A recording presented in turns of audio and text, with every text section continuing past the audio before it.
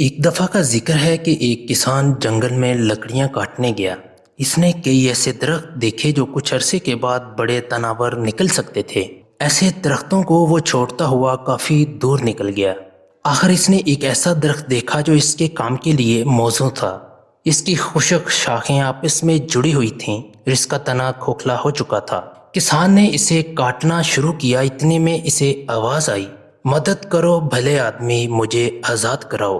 کسان نے ادھر ادھر نظر دوڑائی کہ کون اسے مدد کے لیے پکار رہا ہے۔ اس کی نظر ایک سانپ پر پڑی جو درخت کے پھٹے ہوئے تنے میں بری طرح پھنسا ہوا تھا۔ کسان نے کہا، نہیں، میں تمہاری مدد نہیں کروں گا کیونکہ تم مجھے ڈس لو گے۔ کسان نے سانپ کو جواب دیا۔ سانپ نے اسے یقین دلایا کہ اگر وہ اسے آزاد کرا دے گا تو اسے ہرگز نہیں کاٹے گا۔ کسان کو یقین آ گیا اور اس نے اپنی کلہاڑی تنے کی دراڑ میں پھنسائی۔ دراڑ زیادہ کھل گئی اور سانپ آزاد ہو گیا۔ آزاد ہوتے ہی کلہاڑی کے دستے سے ہوتا ہوا آنن فانن کسان کی گردن کے گرد لپٹ گیا اور اسے ڈسنے کے لیے اپنا پھن پھیلا لیا۔ میں نہ کہتا تھا کہ تم ذلیل جانور ہو اور بھلائی کا بدلہ برائی سے دو گے؟ کسان نے کہا، اوہو، باتیں بنانا تو بڑا آسان ہے، لیکن دنیا کا طریقہ یہی ہے کہ نیکی کا بدلہ برائی ہوتا ہے۔ سانپ نے جواب دیا، میں نہیں جانتا، نیکی خود انعام ہے۔ کسان نے کہا، تم غلطی پر ہو۔ سانپ نے جواب دیا، میں تم سے بہتر جانتا ہوں کہ دنیا میں کیا ہو رہا ہے۔ چلو کسی تیسرے شخص سے فیصلہ کرا لیتے ہیں۔ کسان نے تجویز پیش کی۔ بہت بہتر، سانپ نے اس کے گلے میں اچھی طرح لپٹتے ہوئے جواب دیا۔ کسان کو مجبوراً جنگل میں آگے جانا پڑا۔ راستے میں نے ایک بوڑھا اور تباہ حال گھوڑا ملا۔ وہ خود گھاس پر منہ مار رہا تھا۔ وہ ایک ٹانگ سے لنگڑا اور ایک آنکھ سے کانا تھا۔ اس کی پشت پر کاٹھی سے گہرے زخم پڑے ہوئے تھے اور مشکل ہی سے اس کے منہ میں کوئی دانت ہوگا۔ اس حیوان سے انہوں نے سوال کیا کہ اس دنیا میں نیکی کا اجر اچھا ملتا ہے یا برا؟ گھوڑے نے جواب دیا، بے شک نیکی کا انجام برا ہوتا ہے، اور اس دوران میں ہمیشہ پھونک پھونک کر قدم اٹھاتا تھا کہ کہیں میرا پاؤں نہ پھسل جائے اور کہیں سے چوٹ نہ لگ جائے۔ جب تک میں جوان اور طاقتور رہا تو مجھ سے بڑا اچھا سلوک کیا جاتا اور اچھی خوراک ملتی۔ روزانہ غسل کرایا جاتا، میری صفائی کا خاص خیال رکھا جاتا۔ میرے لیے ایک آرام دہ استبل تھا۔ میرے تھان پر ہمیشہ صاف بھوسے کا بستر لگا رہتا، چونکہ اب میں بوڑھا اور کمزور ہو گیا ہوں اور اب مجھے ہر موسم میں دن رات یہاں چھوڑ دیا جاتا ہے۔ مجھے کھانے کو کچھ نہیں دیا جاتا سوائے اس کے جو کچھ یہاں پاتا ہوں۔ نہیں نہیں، نیکی کا انعام ہمیشہ برا ہوتا ہے۔ سانپ نے کہا، کیا میں نہ کہتا تھا، اور اب میں تمہیں ڈس لوں گا؟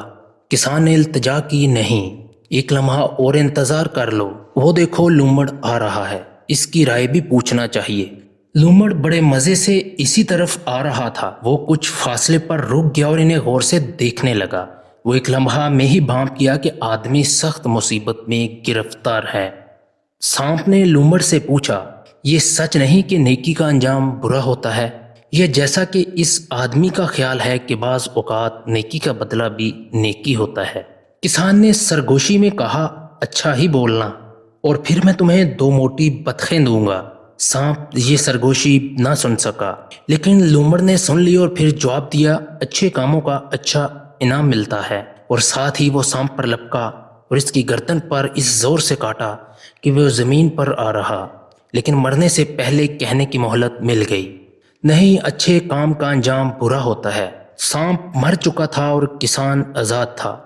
اس نے لومڑ سے کہا، میرے ساتھ گھر چلو اور بطخیں لے آؤ۔